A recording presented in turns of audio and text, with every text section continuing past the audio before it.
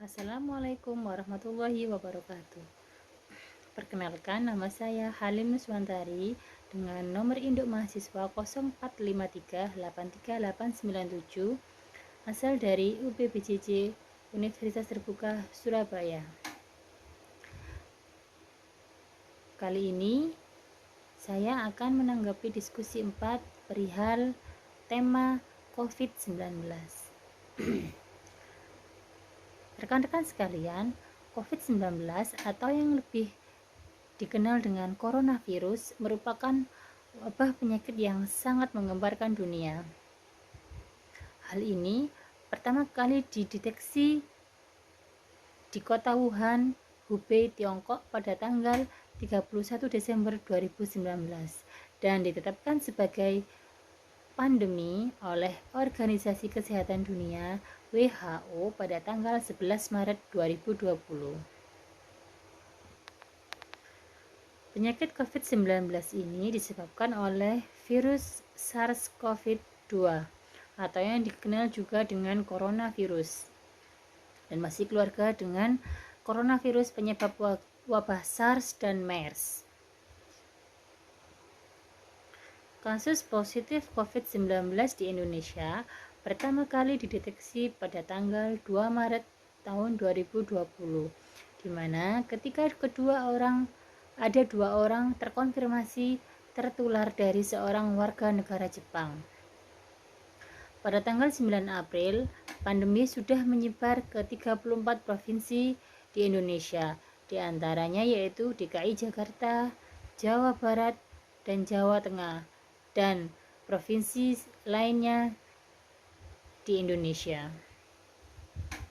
Semenjak saat itu, pemerintah Indonesia mengeluarkan peraturan atau kebijakan untuk menghindari virus COVID-19 agar tidak menyebar semakin luas, yaitu salah satunya dengan mengurangi segala bentuk kegiatan yang berhubungan dengan kontak fisik, baik itu dalam bidang pendidikan, bisnis, konsultasi kesehatan, ataupun yang lainnya.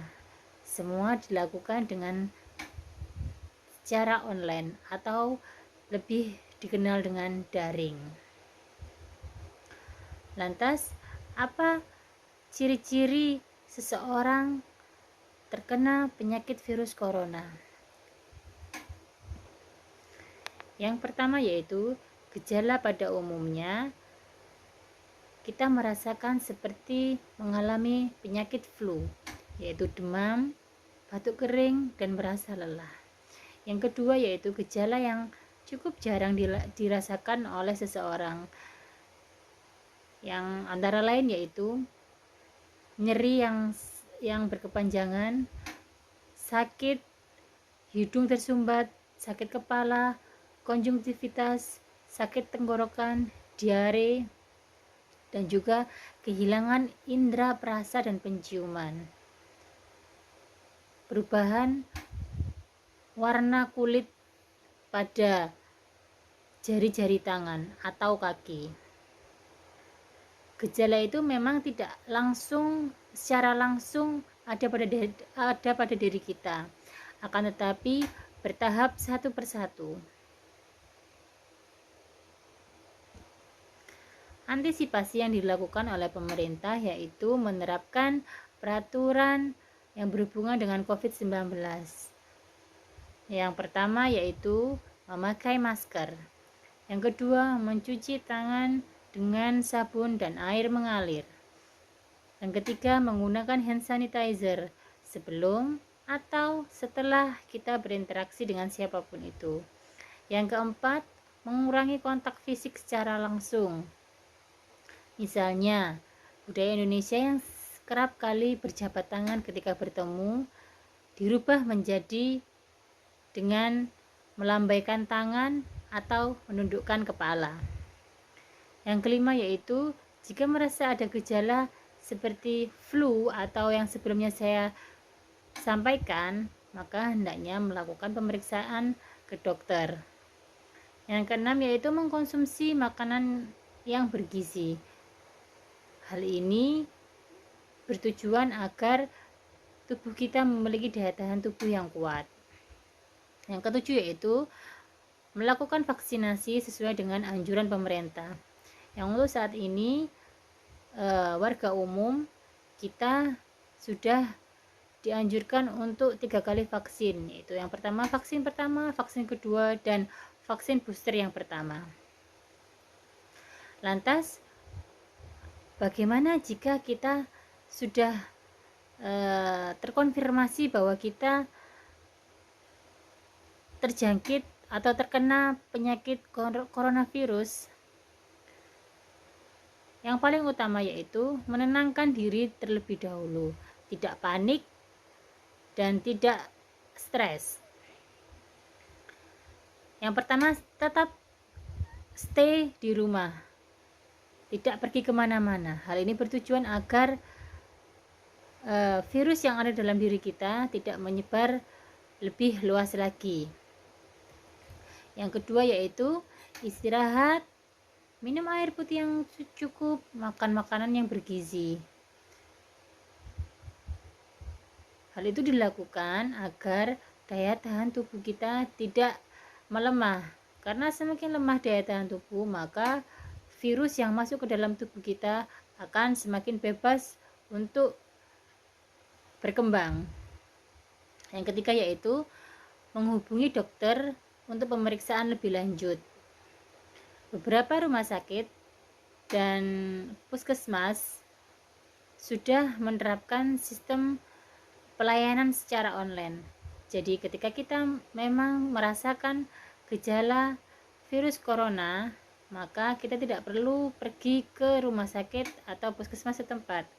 Kita hanya perlu menghubungi kontak yang sudah disediakan oleh pelayanan kesehatan di sekitar Anda. Dari situ kita akan mendapatkan arahan-arahan atau bantuan-bantuan obat dari pemerintah agar virus yang kita derita cepat menghilang. Yang keempat, memberitahu kontak terdekat.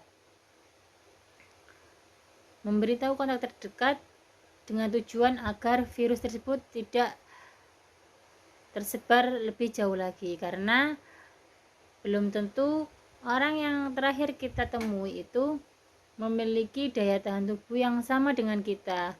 Terkadang mereka tampak sehat sehingga tidak diketahui bahwa dia juga terkena virus, sehingga ketika terlihat sehat dan bertemu dengan orang lain, maka virus pun akan tersebar lebih cepat. Yang kelima yaitu memantau gejala yang muncul setelahnya. Yang awalnya hanya flu, batuk ringan, apabila virus tersebut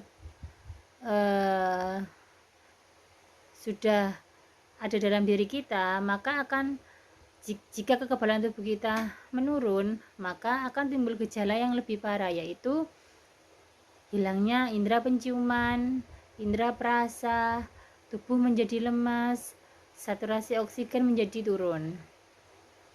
Maka jika terjadi hal tersebut, kita harus segera mungkin untuk dirawat di rumah sakit atau puskesmas terdekat. Yang keenam yaitu selalu menerapkan protokol kesehatan dengan cara 3M, memakai masker, mencuci tangan dengan sabun dan air mengalir, dan menjaga jarak minimal 1 meter. Oke, demikian ulasan saya mengenai COVID-19.